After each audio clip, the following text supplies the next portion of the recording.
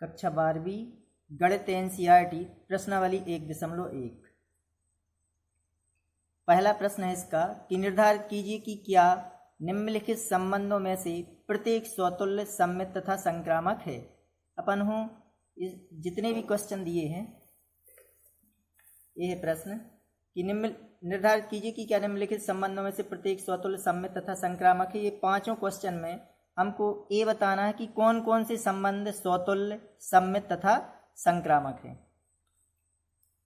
तो इसका पहला क्वेश्चन है कि समुच्चय A बराबर 1 2 3 से 1 2 3 डैश डैश 13, 14 में संबंध R इस प्रकार परिभाषित है कि R बराबर x, y जबकि 3x ऋण y बराबर 0।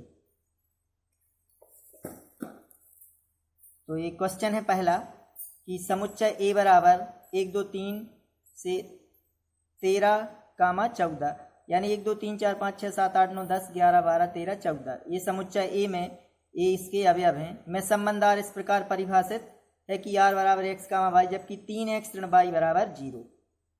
तो समुच्चय A बराबर 1 से लेकर कहाँ तक हैं? 14 तक। तो संबंध R बराबर, अब इसमें 3x ऋण y बराबर 0 और x और y, x y जबकि 3x ऋण y बराबर 0। तो x का अब यहाँ से हम हल करें। यदि हम 3x ऋण y बराबर 0, 3x ऋण y बराबर 0 तो इससे बन जाएगा 3x बराबर y। अब हम यहाँ x के मान रख रहे हैं, तो अगर हम x का मान यहाँ 1 रखें, x का मान 1 रखें तो y का मान आ जाएगा 3।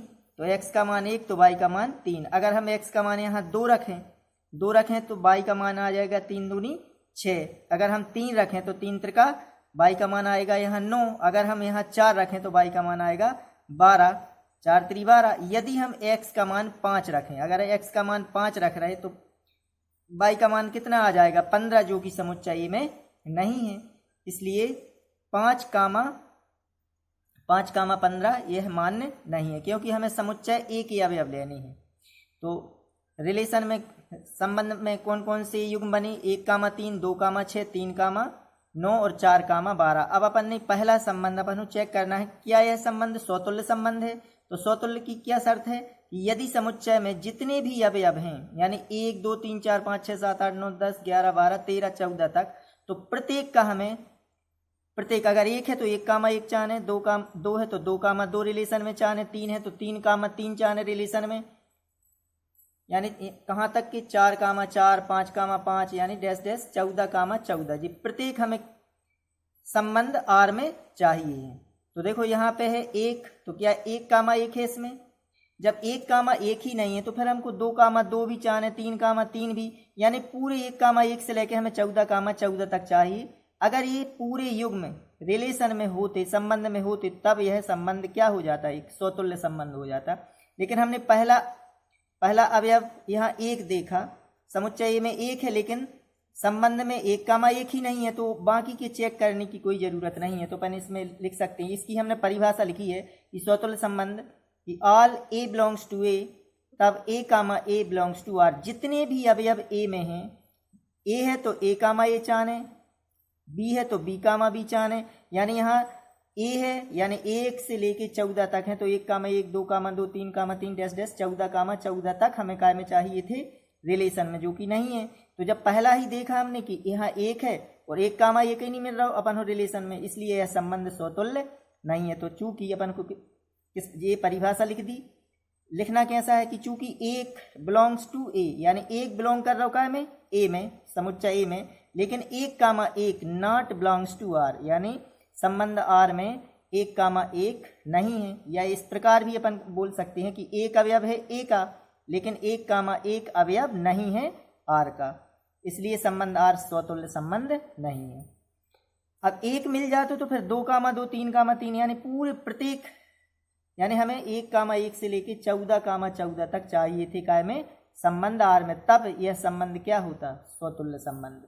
इसके बाद है सम्मित संबंध। सम्मित की परिभाषा है कि यदि ऑल A भी बिलोंग करे A में के लिए, तो इसकी शर्त है कि यदि A भी बिलोंग करे R में, तब B, A भी बिलोंग करना चाहिए R में। यदि A भी है रिलेशन में, तब उसका सिमेट्रिक रूप यानी BA होना चाहिए। तो इसमें देखो पहला ही रिलेशन में 1,3 है, क्या 3,1 है इसमें? तो बाकी के चेक करने की कोई जरूरत नहीं। जब 1,3 का 3,1 अपन को नहीं मिला, इसलिए यह संबंध सम्य संबंध नहीं है। क्योंकि 1,3 लिखेंगे कैसा कि चूंकि 1,3 बिलोंग्स टू आर लेकिन 3,1 नॉट बिलोंग्स टू आर, या इस प्रकार भी बोल सकते हैं कि 1,3 अवयव है आर का लेकिन 3,1 अवयव नहीं है आर में, इसलिए संबंध आर सम्य संबंध नहीं है। इसके बाद है संक्रामक संबंध। इसकी परिभाषा की यदि all A B C belong करे ए के लिए, तो ए भी बिलोंग करे अगर आर में, बी कामा सी भी बिलोंग करे आर में, तब ए कामा सी बिलोंग करना चाहिए आर में। इसकी परिभाषा ये है कि ए भी बिलोंग करे आर में और बी कामा सी भी बिलोंग करे आर में, तब ए कामा सी बिलोंग करना चाहिए आर में। अगर ये कंडीशन बनती है तब ये चेक करते हैं अपन। तो देखो इसमें रिलेशन में क्या है, 1,3 है और ये मिल गया 3,9। देखो ए वाला और ए समान होना चाहिए, ए बी और बी सी। तो यहाँ 1,3 ये 3,9 है। तो अब हमको क्या चेक करना पड़ेगा कि 1,9 भी रिलेशन में होना चाहिए। तो देखो चूंकि 1,3 अवयव है आर का और 3,9 अवयव है आर, तो अब हमें क्या चाहिए 1,9। तो 1,3 बिलोंग्स टू आर, 3,9 भी बिलोंग्स टू आर, लेकिन 1,9 नॉट बिलोंग्स टू आर। देख लो क्योंकि संबंध में 1,9 नहीं है। जब ये शर्त बन रही है तो फिर हमें 1,9 भी चाहिए। 1,3 3,9 है तो 1,9 चाहिए जो कि संबंध में नहीं है, इसलिए संबंध आर संक्रामक संबंध नहीं है। तो अतः संबंध आर ना तो स्वतुल्य है और ना ही सम्मित है और ना ही संक्रामक है। ये अपना पहला क्वेश्चन। इसके दूसरा क्वेश्चन है कि प्राकृत संख्याओं के समुच्चय n में, अब प्राकृत संख्याएं यानी 1 2 3 4 5 अनंत तक, तो प्राकृत संख्याओं के समुच्चय n में r बराबर x कामा y, जबकि y बराबर x धन 5, y बराबर x धन 5 तथा x छोटा है 4 से, यानी x का मान है जो 4 से छोटा है। और समुच्चय n में कौन सी संख्या है, प्राकृत संख्या है। तो यहाँ हम x के कौन से मान लेंगे, जी x और y के इसी में से, यानी जो समुच्चय है उसमें से हम x और y के मान लेंगे।